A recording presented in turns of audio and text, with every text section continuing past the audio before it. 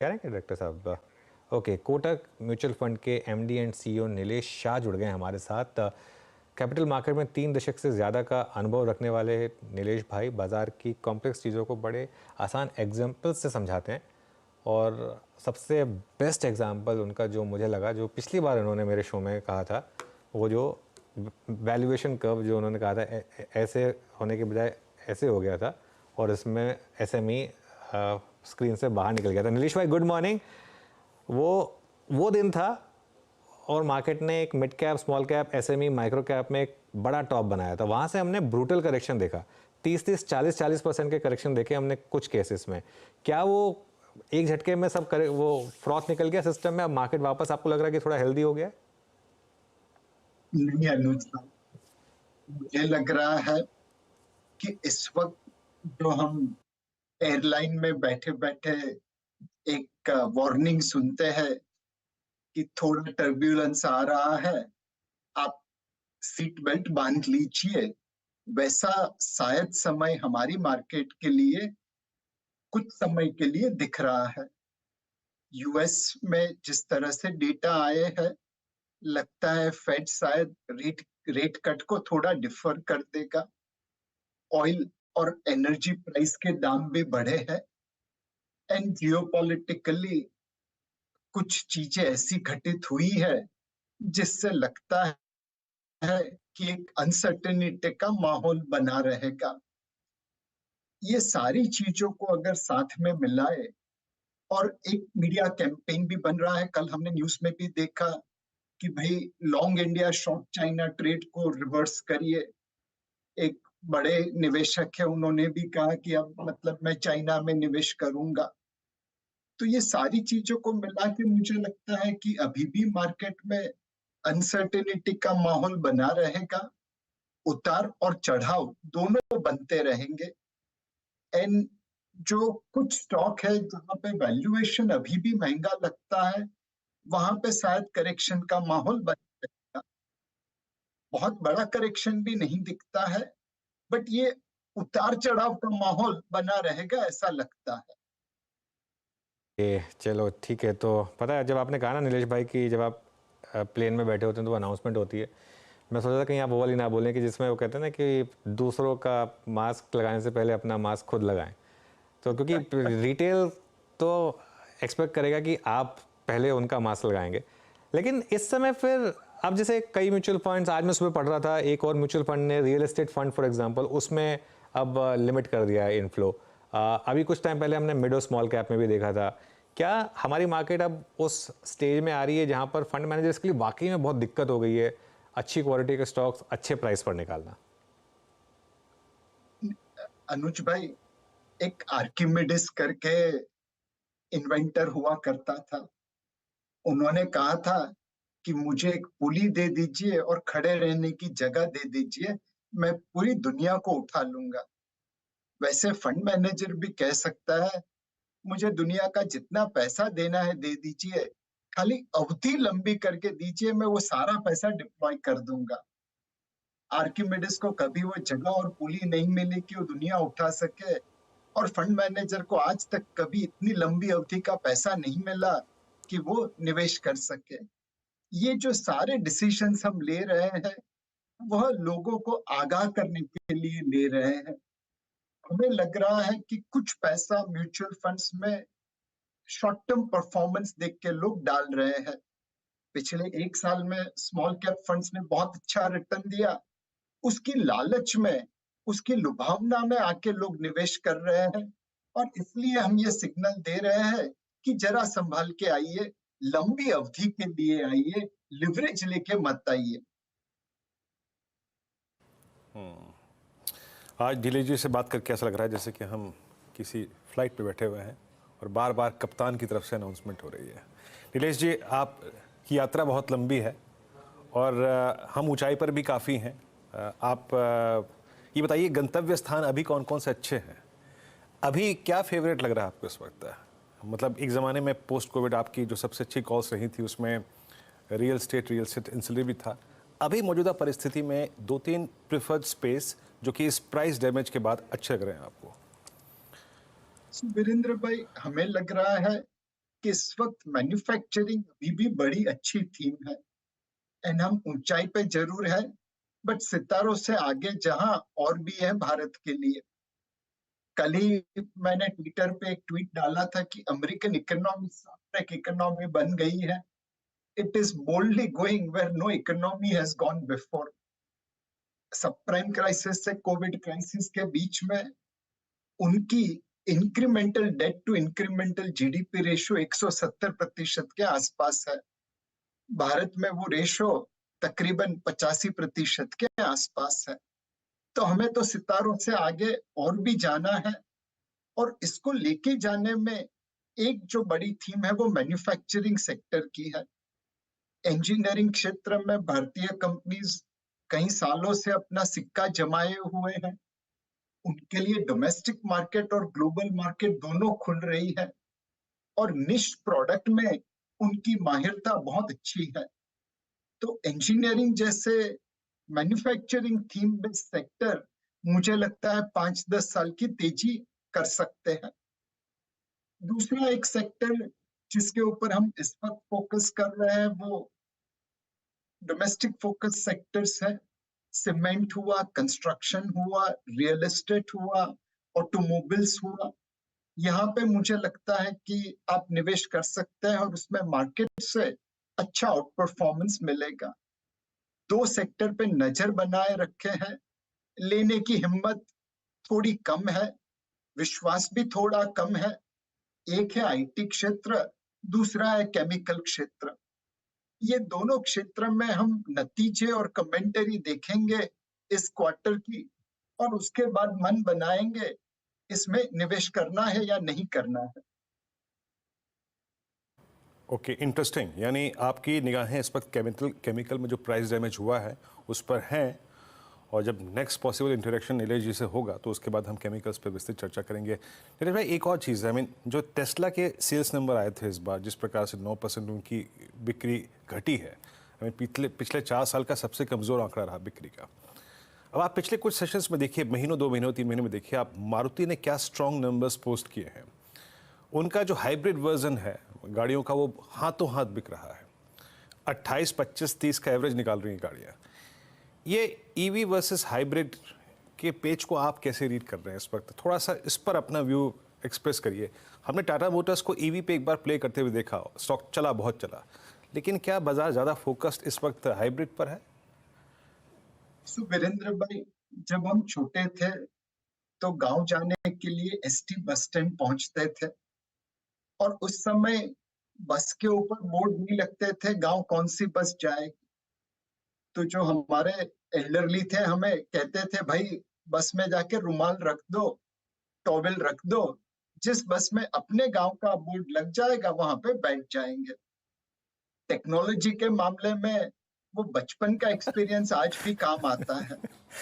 मेरे पास इतना नॉलेज नहीं है कि मैं ये इलेक्ट्रिक चलेगा, हाइड्रोजन चलेगा, हाइब्रिड चलेगा या फोसिल फ्यूल चलेगा। ये सारी बस मुझे अपने गंतव्य स्थान पे ले जा सकती है। तो मुझे तो हर जगह पे अपना रुमाल रखना है, फिर जिस बस पे अपने गंतव्य स्थान का बोर्ड लगेगा उसमें बैठ जाएंगे। तो इस वक्त आप अपने ऑप्शंस ओपन रखिए। कुछ कंपनीज है जो इलेक्ट्रिक व्हीकल में अच्छा काम कर रही है, कुछ हाइब्रिड में कर रही है। आई एम श्योर आने वाले समय में कोई हाइड्रोजन फ्यूल सेल वाली कंपनी भी निकलेगी। इन सारी जगह पे आप निवेश करके रखिए, और जैसे जैसे आपका विश्वास बढ़ता है वैसे वैसे आपकी पोजीशन बढ़ाते जाइए। बिल्कुल। खैर, अब आजकल रुमाल रखने की ज़रूरत नहीं होती नीलेश भाई, आजकल तो बुकिंग हो जाती है सीटों की, तो इसके लिए वो टेंशन नहीं है। तो इसीलिए अनुज भाई, हमारे जैसे फंड मैनेजर को एडवांटेज है बिकॉज हमने रुमाल रखा। बिल्कुल। मीनवाइल निफ्टी ग्रीन में आया, और ग्रीन में आती रेजिस्टेंस हल्की सी उसको फेस हुई, और मिड कैप इंडेक्स तो अब कंफर्टेबली ग्रीन में है। एडवांस डिक्लाइन बहुत शानदार, ऑलमोस्ट 3:1 का, और काफ़ी स्टॉक में मोमेंटम अच्छा खासा। अच्छा नीलेश भाई, आपके साथ एक बहुत अच्छी चीज़ जो मैंने देखी है कि आप बड़ी थीम्स पिक कर लेते हैं। मुझे याद है करीब आज से 2 साल पहले का टाइम है, 2 या 2.5 साल पहले का टाइम रहा होगा, आपने एक बड़ा व्यू लिया था कि इंडिया का पूरा ऑटो सेक्टर जिस मार्केट कैप पे अवेलेबल है वो बहुत चीप है और नो ब्रेनर है, और वहाँ से हमने ऑटो स्टॉक्स में इंडेक्स लेवल पर स्टॉक्स में 3 से 4 गुना की रैली देखी है। चाहे आप टाटा मोटर्स उठा के देख लीजिए, चाहे आप मारुति उठा के देख लीजिए, बजाज ऑटो उठा के देख लीजिए, टीवीएस मोटर, सभी के सभी स्टॉक्स में एक वन वे रैली रही है। क्या अब ये पूरी थीसिस प्ले आउट हो चुकी है? अब क्या ये ओवरबॉट है इस समय स्पेस ऑटोज में? तो कुछ स्टॉक्स में अनूप भाई डेफिनेटली थोड़ी ओवर वैल्यूएशन लगती है, बट बहुत ज्यादा नहीं लगती। ऑटो पे हमारा आज भी व्यू पॉजिटिव ही है। एक, लोगों में एस्पिरेशन है गाड़ियां खरीदने की।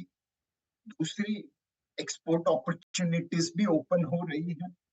और तीसरी, और जो सबसे बड़ी अच्छी बात है, कि हमारी बहुत सारी ऑटोमोबाइल कंपनी आज टेक्नोलॉजी के मामले में काफी लंबी छलांग मार रहे हैं। यस, हमारे पास आज ऐसी चाइनीज कंपनी जैसी ऑटोमोबाइल कंपनी नहीं है जो पूरी दुनिया को जीत पाए, बट सर्टेनली ऐसी ऑटोमोबाइल कंपनीज हैं जो अपने कार्य में, अपने क्षेत्र में अच्छा कार्य कर रही है। तो हमारा व्यू अभी भी पॉजिटिव से ऑटोमोबाइल क्षेत्र में। टू व्हीलर पे थोड़ा ज्यादा पॉजिटिव है, बिकॉज इस साल लगता है कि टू व्हीलर्स में अच्छी खासी सेल्स होगी। पैसेंजर कार्स में थोड़ा we are more focused towards companies जो हाइब्रिड कार सेगमेंट में रादर देन इलेक्ट्रिक सेगमेंट में। और तीसरा, हम ऑटो कंपोनेंट क्षेत्र को बड़े ध्यान से देख रहे हैं। वहां पे बहुत सारी भारतीय कंपनी है जो ग्लोबल सप्लायर बन रही है, टीयर 1 सप्लायर बन रही है। तो दुनिया भर की ऑटोमोबाइल कंपनीज को हमारी ऑटो कंपोनेंट्स कंपनीज एक्सपोर्ट करेगी। ट्रूली जो चाइना प्लस वन या इंडिया मैन्युफैक्चरिंग रेनेसेंस है, वो ऑटो कंपोनेंट क्षेत्र में दिख रहा है। तो सिलेक्टिवली ऑटो क्षेत्र में अब रहिए। थोड़ा प्रॉफिट बुक करने का भी समय है कुछ स्टॉक्स में जहां पे प्राइसेस थोड़े बढ़ चुके हैं अपने फंडामेंटल से।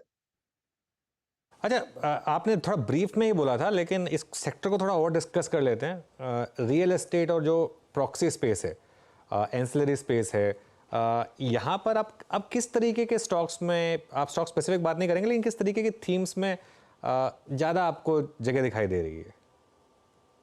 एक थीम अनुज भाई जो अच्छी लगती है वो सीमेंट की है। वहां पे इंफ्रास्ट्रक्चर और रियल एस्टेट दोनों की वजह से डिमांड अच्छी खासी है।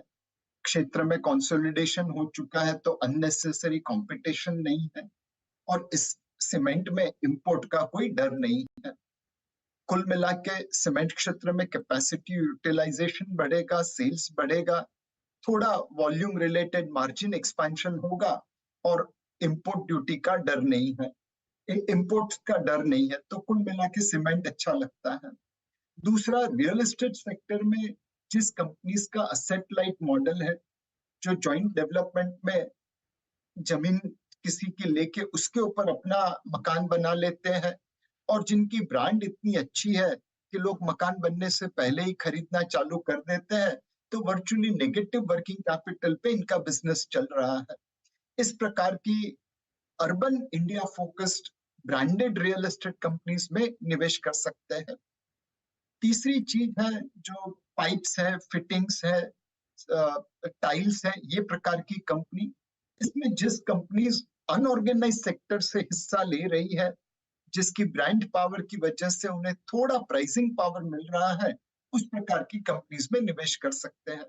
ओवरऑल हमें लगता है कि रियल एस्टेट सेक्टर जो किसी जमाने में high low double digit contribute करता था जीडीपी में, और गिरते गिरते गिरते मिड सिंगल डिजिट तक पहुंच गया, वो वापस अब अपमूव में है, और वापस हाई सिंगल डिजिट या लो डबल डिजिट लेवल पे पहुंच जाएगा।